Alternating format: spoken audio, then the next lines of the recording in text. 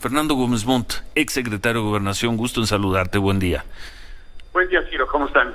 Hola, Fernando. Pues Oye, tomo nota de lo que dices y, primero, sí parece profundamente injusto que se abran este tipo de aseveraciones de la manera más dispersa, sin ninguna precisión, no obedece a ningún tipo de investigación o de ciencia en la investigación, están soltando estos rumores. Es muy delicado cuando estos tienen como fuente a funcionarios de gobierno que deberían estar diciendo aquello de lo que saben, no aquello de lo que sospechan, ¿sí me explico? Uh-huh. Entonces, primero yo lo que sí creo que es fundamental rechazar este esquema de especulaciones alimentado por la comunicación del gobierno actual, que solo reproduce o da lugar o fomenta este tipo de sospecha que nada aclara para nadie y que solo pone en una cortina de desprestigio a muchísimas personas de la manera más injusta, pues su vida los avala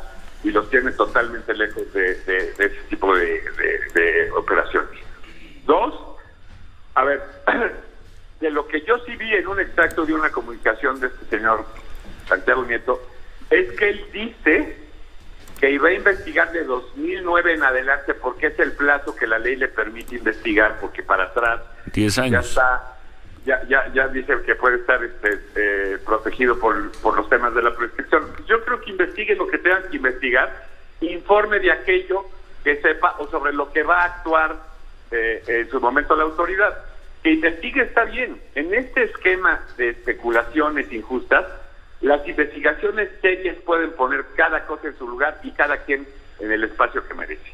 Y para eso están los procedimientos legales. Pues, parece que tenemos que confiar más en la seriedad de los procedimientos legales fuera del país que los que estén en este país, porque seguimos sintiendo que están afectados por presiones políticas. Bueno, vamos a ver.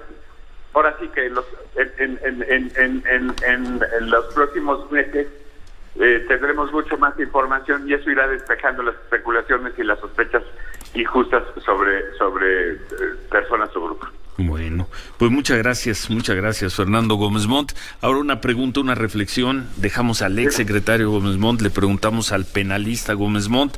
Hablamos temprano, entrevistamos a Juan Pablo Morillo, que es el abogado que va a defender a Genaro García Luna allá en Estados Unidos, y nos dijo de manera categórica, que Genaro García Luna no se declarará culpable. Es decir, Genaro García Luna peleará en Estados Unidos. Fernando, un pleito que se ve totalmente cuesta arriba. Ya ves, de entrada, yo sí te puedo decir lo que dice el abogado, hoy por hoy puede ser cierto de que no tengan ninguna intención de declararse culpable. Y eso hace más interesante el proceso, puesto que entonces todas las pruebas no solo se tendrán que ventilar públicamente, sino estarán sometidas al principio de contradicción sobre el que se basa el procedimiento penal americano. Y eso está bien, o sea, que se sepa de dónde está saliendo. Sí parece ser una actitud contradictoria con el último tiempo que de repente planteen una acusación después que durante años estuvo, y sobre todo después del 2012, Genaro estuvo trabajando, interviniendo y haciendo cosas desde los Estados Unidos. Entonces, hay que estar pendientes. Lo que yo sí te puedo decir es una cosa, y ahí regreso al exsecretario. Yo jamás tuve una información, ni en gabinetes de seguridad, ni por agencias nacionales o internacionales, que expresamente me denunciaran lazos de García Luna con miembros del cártel. Y lo que sí se puede establecer, porque en su momento frente a este tipo de especulaciones, se estableció o se presentó a la opinión pública la información de cómo se habían visto afectados los diversos grupos o carteles de la delincuencia organizada en función de las acciones de gobierno, y no parecía que hubiera de ningún caso discriminación o protección respecto a unos o a otros. Intervenían varias agencias, tanto en colaboración con agencias internacionales extranjeras como agencias locales como la Defensa, el Servicio Militar, la Policía Federal, la Procuraduría General de la República entonces, el Servicio de Seguridad e Investigación Nacional. Y en este sentido no parece que se pueda desprender una especie de discriminación de unas organizaciones respecto a otras, ¿no? Y bueno, ahí está la evidencia. Todo esto se publicó en su momento.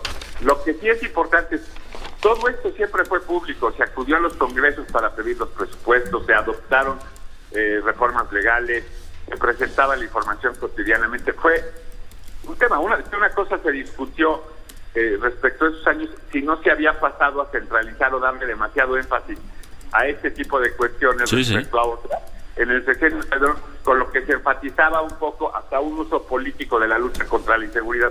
Bueno, ahí está. O sea, lo que no se puede decir es que hubiera información encubierta, ¿no? Y lo que sí, a mí, de manera discreta, jamás me llegó información alguna de ningún lado en ese sentido.